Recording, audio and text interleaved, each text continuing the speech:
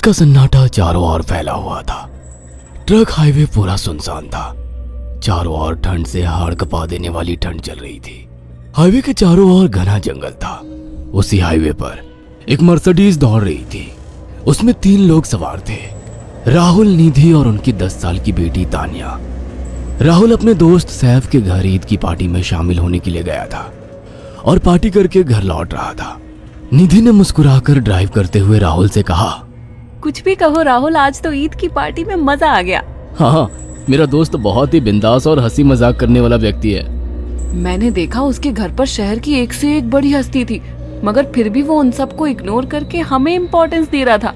हाँ, देगा क्यों नहीं, आखिर मेरा दोस्त जो है। सच में राहुल, अमेरिका से इंडिया लौटकर बहुत अच्छा फील हो रहा है। वैसे तुम्हारा दोस्त सचिन अभी तक नहीं आया अमेरिका से? निधि की बात सुनकर राहुल चौंक कर बोला, ओह शिट यार, उसका फोन आया था कि वो इंडिया आ रहा है। उसने बोला था कि मुझे एयरपोर्ट पर पिक कर ले। निधि बहुत नाराज होगा वो। कोई बात नहीं, उससे बोल देना कि तुम्हें बिल्कुल याद नहीं रहा, और फिर तुम्हें सैफ की इनवाइट की हुई ईद पार्टी में भी तो शामिल होना था। निधि ने इतना बोला ही था कि उसकी बेटी तानिया ने अपनी माँ की ओर देखकर कहा, मुझे भूख लगी है माँ, और प्यास भी। तानिया की बात पर निधि ने बुरा सा मुंह बनाकर उसकी ओर देखकर कहा, पार्टी में तो इतना खाया था तुमने, फिर भी भूख लगी है? निधि की बात पर तानिया ने मासूम सा चेहरा बनाकर कहा, कोई बात नहीं मम्मी, मुझे पानी ही पिला दीजिए। कितनी बार बोला है मुझे मम्मी मत बोला करो। पानी अभी नहीं है, आगे जाकर कोई शॉप पड़ेगी तो बोतल खरीद के दे दूंगी। निधि की बात पर राहुल ने मुस्कुराकर कहा, छोटी बच्ची है निधि, इतना नाराज होना सही नहीं है। राहुल ने इतना कहा ही था कि अचानक एक काली परछाई राहुल की कार के सामने आकर खड़ी हो गई। राहुल के पैर अचानक ब्रेक पर पड़ गए। गाड़ी तेज रफ्तार में थी। ब्रेक अचानक लगने से पलटते पलटते बाल बाल बची थी। राहुल के चेहरे पर भयानक ठंडी में भी पसीने की बूंद टपकने लगी। वो दोनों कार से बाहर निकल आए। निधि ने डरते हुए कहा, आखिर कौन था ये? ऐसा लगा जैसे कि कोई भयानक काली परछाई मेरे कार के सामने आकर खड़ी हो गई हो। वह दोनों काली रात के सन्नाटे में इधर उधर देखने लगे। तभी निधि को एक घने पेड़ के पास 2 चमकीली हुई आंखें दिखाई दी। उसकी आंखें बिल्कुल भेड़ियों की तरह लग रही थी। निधि ने चीखते हुए राहुल से कहा, राहुल देखो कौन है वो, जल्दी से गाड़ी में बैठो, मुझे बहुत डर लग रहा है। राहुल ने उस तरफ देखा तो उसके रोंगटे खड़े हो गए। वो दोनों गाड़ी के अंदर बैठने ही वाले थे कि अचानक एक अजीब सा चेहरा वाला भयानक सा आदमी बिजली की रफ्तार से उनके सामने आकर खड़ा हो गया। राहुल ने देखा कि उसका चेहरा बिल्कुल सड़ा हुआ था और उसकी आंखें भेड़िए की तरह चमक रही थी। उसके लंबे लंबे बाल उसके कंधे तक आ रहे थे और उसके दांत भेड़िए की तरह बाहर की ओर निकल रहे थे। हाथों की जगह नुकीले पंजे थे। राहुल को देखकर अजीब से अंदाज में हंसने लगा, मगर जैसे ही राहुल की नजर उसके कपड़ों पर गई, राहुल की आंखें फटी की फटी रह गई। वो हकलाते हुए बोला, भाईजान, भाईजान, मुझे माफ कर दो, मुझे छोड़ दो।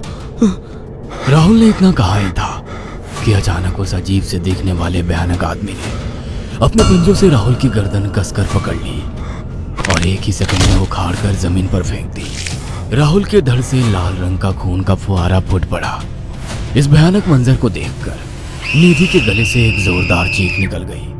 निधि इससे पहले भागती कि अचानक उस भयानक दिखने वाले आदमी ने निधि को पकड़ लिया और अपने नुकीले पंजे उसके पेट में गड़ा दिए और उसकी अतड़ियां बाहर निकाल दी। निधि की एक दिल दहला देने वाली चीख सन्नाटे को चीर गई। अचानक हवा का एक बवंडर उठा और वो भयानक सा दिखने वाला व्यक्ति देखते ही देखते बवंडर के साथ गायब हो गया। तानिया ने डरते डरते निधि के मोबाइल से पुलिस और सैफ को बुला लिया और कुछ ही देर में वहां चारों ओर पुलिस की गाड़ियां थी। पुलिस ने राहुल के दोनों दोस्त सैफ और सचिन को वहीं बुला लिया। इंस्पेक्टर अर्जुन ने दोनों से कहा, मैंने ऐसी हत्याएं अपने करियर में कभी पहले नहीं देखी। ये काम तो ना किसी जानवर का लगता है, ना ही किसी इंसान का। सचिन कपकपाती हुई आवाज में बोला, आप कहना क्या चाहते हैं? कुछ कह नहीं सकता। जिस किसी ने भी इन दोनों को मारा है उससे एक बात तो साबित होती है कि वो इन दोनों से हद से ज्यादा नफरत करता था। अब सारी सच्चाई तो ये बच्ची ही बता सकती है। इतना बोलकर इंस्पेक्टर अर्जुन तानिया के पास चला गया, जो बेहद डरी हुई थी। तानिया ने आंखों देखी सारी घटना इंस्पेक्टर अर्जुन को बता दी। तानिया की बात सुनकर इंस्पेक्टर अर्जुन कंफ्यूज चेहरा लेकर मोबाइल पर किसी से बात करने लगे। सचिन इंस्पेक्टर के पास आ गया और सैफ भी डरता हुआ इंस्पेक्टर अर्जुन के पास आकर बोला, क्या हुआ इंस्पेक्टर? तानिया ने क्या बताया? उसने जो बताया वो काबिले यकीन नहीं है। उसकी बात पर किसी भी तरह से यकीन नहीं किया जा सकता। फिर भी कुछ तो बताया इंस्पेक्टर। हाँ, उस बच्ची के मुताबिक एक भूत ने निधि और राहुल को बड़ी बेदर्दी से मारा है। इंस्पेक्टर की बात सुनकर दोनों बुरी तरह से चौंक गए। क्या मतलब है इस बात का? बच्ची बेहद डरी हुई है। हम आगे की तफ्तीश जारी रखेंगे। निधि और राहुल तो चले गए, अब तानिया को मैं रख लूंगा। नहीं, राहुल मेरा अच्छा दोस्त था। तानिया अब मेरे साथ रहेगी। देखिए, बच्ची के माँ बाप अब इस दुनिया में नहीं है और आप दोनों भी शादीशुदा है। मुझे नहीं लगता कि आप दोनों बच्ची की सही से देखभाल कर सकते हैं। मेरी कोई औलाद नहीं है। मैंने अपनी पत्नी को फोन कर दिया है, वो भी IPS ऑफिसर है। ये बच्ची आज से मेरे साथ रहेगी। उसका मासूम चेहरा मेरे दिल में उतर गया है। अब तुम दोनों जा सकते हो। पूछताछ के लिए मैं जब भी तुम्हें बुलाऊं तुम दोनों आ जाना। इंस्पेक्टर ने ये बात बोली ही थी कि अचानक वहां पर मौसम बदल गया। चारों ओर काली घटाएं छा गई और एक भयानक बवंडर उठा और देखते ही देखते सब पुलिस वालों के सामने वो भयानक चेहरे वाला आकार सबके सामने खड़ा हो गया। उसको देखकर सबके रोंगटे खड़े हो गए। देखते ही देखते उसने अपने भयानक पंजे सैफ की आंखों में डालकर उसकी आंखें निकाल ली। सैफ ने चीखते हुए वहीं दम तोड़ दिया। उस भयानक आदमी को देखकर सचिन उसके पैरों पर गिर गया। तुम तो भाईजान से कपड़े पहने हो। मैं समझ गया, तुम भाईजान हो। मुझे माफ कर दो भाईजान, मुझे यहाँ से जाने दो। मैंने कुछ नहीं किया था। वो भयानक चेहरे वाला गुर्राते हुए बोला, बता इन सबको कि ये सब इतनी भयानक मौत क्यों मरे। सचिन दौड़ता हुआ इंस्पेक्टर अर्जुन के पास गया और बोला, मैं जानता हूँ इसने इन तीनों को क्यों मारा। इसका नाम भाईजान था। जब ये जिंदा था ये किसी का भाई किसी की जान था। बहुत साल पहले ये हम सबका बहुत अच्छा गहरा दोस्त और बिजनेस पार्टनर था। ये सबकी बहुत मदद किया करता था। इसकी प्यारी सी बेटी थी तानिया, जो इस वक्त कार के अंदर बैठी हुई है। ये इसी की बेटी है। भाईजान अपने सारे पैसों से एक बहुत बड़ा हॉस्पिटल खोलना चाहता था जिससे गरीबों का मुफ्त इलाज किया जा सके, मगर हम तीनों इसके लिए तैयार नहीं थे। हमारी नीयत उसकी दौलत पर खराब थी और एक दिन हम सब धोखे से ईद के दिन भाईजान को यहाँ ले आए और इसे मारकर फेंक दिया। तो फिर तुम सबने इसकी बेटी को क्यों जिंदा छोड़ दिया? हमें बाद में पता लगा कि भाईजान ने सारी जायदाद अपनी बेटी के नाम कर दी है, इसीलिए हमने भाईजान की पत्नी को भी मार दिया।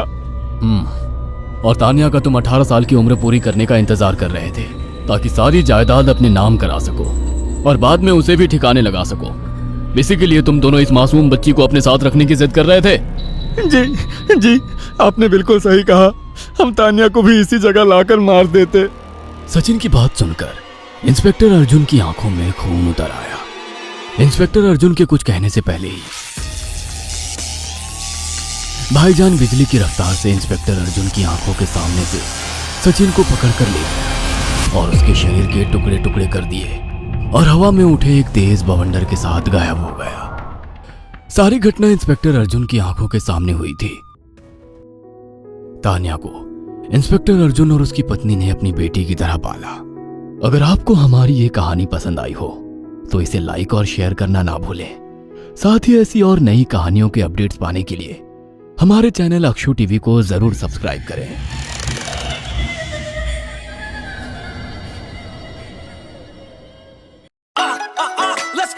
Let's go. शहर दियां लाइटां हाई राइज़ां ते अणख गब्बरू दी पावर दुनिया ए पूरी तक मेहनत मेरा राजा हार नहीं मानदा छड़दी कलां दा चट चांदा गड़दा मेहनत मेरा राजा हार नहीं मानदा पंजाबी मुंडे दी ए वखरी ए शान पंजाबी मुंडे दी ए वखरी ए शान